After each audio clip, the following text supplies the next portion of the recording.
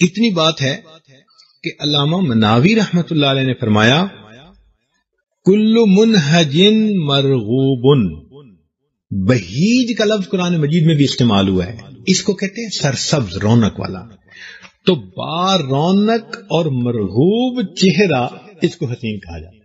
اگر حسن کی تعریف کوئی کرے گا نا جی کہ کیا ہوتا ہے حسن کی تعریف، تو آخر پر کیا کہیں گے کہ جو چہرہ با رونق ہو اور کیا ہو، مرغوب ہو، یعنی اچھا لگے تو اس کو حسین کہیں گے۔ لیکن ایک ہوتا ہے حسن ظاہر اور ایک ہوتا ہے حسن باطن۔ حسن ظاہر سے مراد فقط شکل کی خوبصورتی، حسن باطن سے مراد بندے کے عادات، خصائل، اس کے اندر ایسی صفات ہوں کہ جس کی وجہ سے وہ دوسروں کا دل مولے، اس کو سیرت کہتے ہیں اور اس کو صورت کہتے ہیں۔ تو سیرت کا حسن ہمیشہ صورت کے حسن کے اوپر غالب ہوا کرتا ہے۔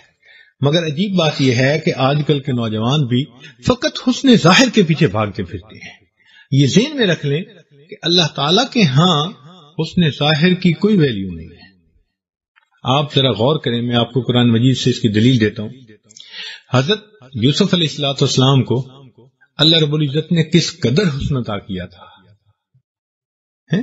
اتنا حسن عطا کیا تھا کہ دیکھنے والی عورتوں نے اپنی انگلیاں کاٹ لی تھیں اور کہہ بیٹھی تھیں کہ ما ھذا بشرا ان ھذا الا ملک کریم، فرشتہ نظر آتے، ایسا اللہ نے حسن دیا تھا۔ لیکن یہ حسن جوانی میں جب اتنا تھا تو بھائی لڑکپن میں کتنا ہوگا؟ حالانکہ لڑکپن میں تو بچے پھول کی طرح ہوتے ہیں، اگر کوئی خوبصورت نہ بھی بچہ ہو نا تو بچپن کی اپنی ایک خوبصورتی ہے۔ تو بچپن میں تو حضرت یوسف علیہ السلام اور بھی زیادہ خوبصورت ہوں گے۔ اس لڑکپن کی عمر میں ان کے بھائیوں نے ان کو کنویں میں لا ڈالا اور کنویں میں سے ایک قافلے والوں نے نکالا، تو جب جا کر انہوں نے مصر بیچا تو کتنے پیسوں کے عوض بیچا؟ وَشَرَوْهُ بِثَمَنٍ بَخْسٍ دَرَاهِمَ مَعْدُودَةٍ، چند کھوٹے سکوں کے عوض بیچا۔ اب یہ حسن ظاہر کی قیمت ہے۔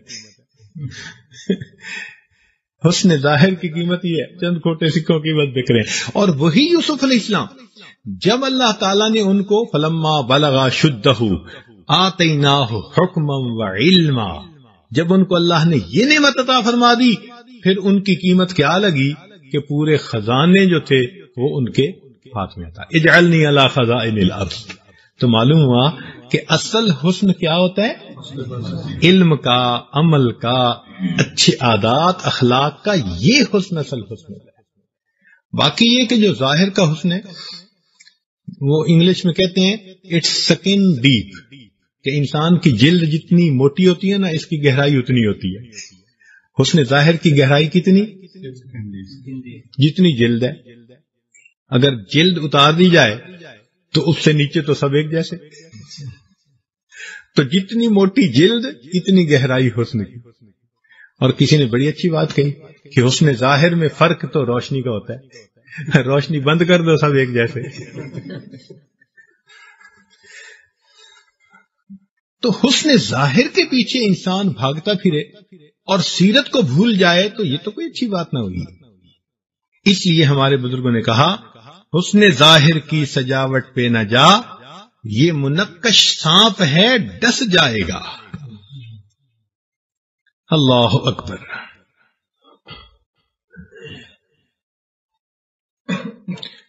ایک اور شاعر نے عجیب بات کہی، اس نے کہا کہ جہل خرد نے دن یہ دکھائے، یعنی عقل جو ہے نا اس کو جاہل ہوتی ہے نا کئی دفعہ، جہل خرد نے دن یہ دکھائے کہ گھٹ گئے انسان بڑھ گئے سائے، حسن ظاہر کی ہے یہ حقیقت کہ ہاتھ لگاؤ تو ہاتھ نہ آئے۔ ہے تو یہ نا اس کی حقیقت کہ ہاتھ لگاؤ تو ہاتھ نہ آئے۔ اسی لیے کہنے والے نے ایک بڑی عجیب بات کہی، میرا جی چاہتا ہے کہ یہ شعر ہر نوجوان یاد کرے۔ کوئی جی بھرنے کی صورت ہی نہیں میرے لیے، کوئی جی بھرنے کی صورت ہی نہیں میرے لیے، کیسے دنیا بھر کے ہو جائیں ہنسی، کوئی جی بھرنے کی صورت ہی نہیں میرے لیے، کیسے دنیا بھر کے ہو جائیں ہنسی، اب تو ذوق حسن اپنا یوں کہے ہو کر بلند، حسن اوروں کے لیے حسن آفری میرے لیے۔ تو بھائی جس ذات نے حسن کو پیدا کر دیا اس کے اپنے حسن و جمال کا کیا حال ہوگا؟ اللہ، آپ سوچئے تو صحیح نا۔ اس لیے نوجوانوں کو فقط ظاہری چمک دمک کے پیچھے نہیں بھاگنا چاہیے، بلکہ حقیقت پر نظر رکھنی چاہیے اور صورت کے ساتھ سیرت کو بھی دیکھنا چاہیے۔ اب دیکھیے کہ نبی علیہ الصلوۃ والسلام کو اللہ رب العزت نے یہ دونوں نعمتیں عطا فرمائی، حسن ظاہر بھی عطا فرمایا اور حسن باطن بھی عطا فرمایا، عادات میں، اخلاق میں، رنگ میں، جسمانیت میں، قد و قامت میں، تناسب اعضاء میں، ہر چیز میں اللہ رب العزت کے محبوب بہت زیادہ خوبصورت تھے۔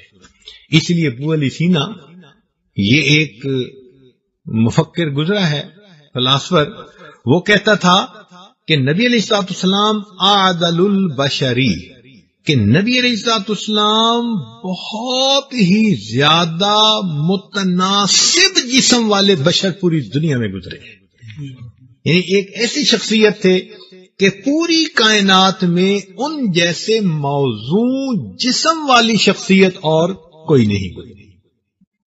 سبحان اللہ، اللہ رب العزت کے محبوب صلی اللہ علیہ وسلم کی شان دیکھیے کہ ظاہر بھی حسن اللہ نے ایسا عطا فرمایا اور اللہ نے باطن کا بھی حسن عطا فرمایا۔ کہ ایک صحابی وہ نبی علیہ الصلوۃ والسلام کی خدمت میں حاضر ہوئے، فرماتے ہیں کہ آپ صلی اللہ علیہ وسلم مسجد نبی میں تشریف فرما تھے، تو میں نے دیکھا کہ نبی علیہ الصلوۃ والسلام بھی تشریف فرما ہے اور اوپر مجھے آسمان پر 14ویں کا چاند بھی نظر آ رہا ہے۔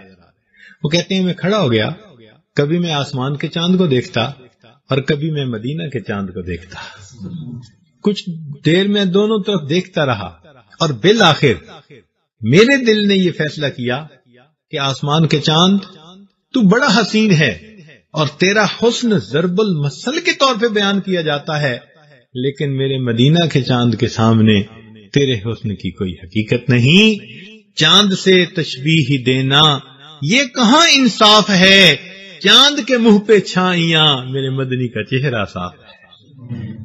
اللہ رب العزت نے اپنے پیارے محبوب صلی اللہ علیہ وسلم کو کیا حسن و جمال عطا کیا تھا، اللہ اکبر کبیرہ۔ چنانچہ وہ صحابی فرماتے ہیں کہ نبی علیہ الصلوۃ والسلام کو جو حسن ملا وہ جسم کیسا تھا؟ حسن الجسم، یہ لفظ یاد کر لیجئے، حسن الجسم، حسن یعنی جسم مبارک بہت ہی زیادہ حسین اور خوبصورت تھا۔ چنانچہ کسی نے یہ کہا کہ نبی علیہ الصلوۃ والسلام کے حسن مبارک کے بارے میں، کہتے ہیں وجاہت بھی، ملاحت بھی، جمال دلبرانہ بھی، وجاہت بھی، ملاحت بھی، جمال دلبرانہ بھی، جلال حسن بھی اور عظمت پیغمبرانہ بھی۔ یہ سب نعمتیں اللہ رب العزت نے اپنے محبوب کے اندر اکٹھی فرمائی۔